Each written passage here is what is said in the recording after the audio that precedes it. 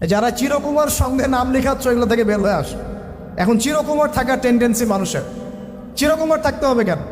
সঙ্গীর দরকার আছে কি নাই? আছে। একা একা লাগে, মানুষ একা একা চলতে পারে না। ইব্রাহিম আলাইহিস সালাম একা চলে আসছেন, তার সাথে সারা আলাইহিস সালাম ছিলেন।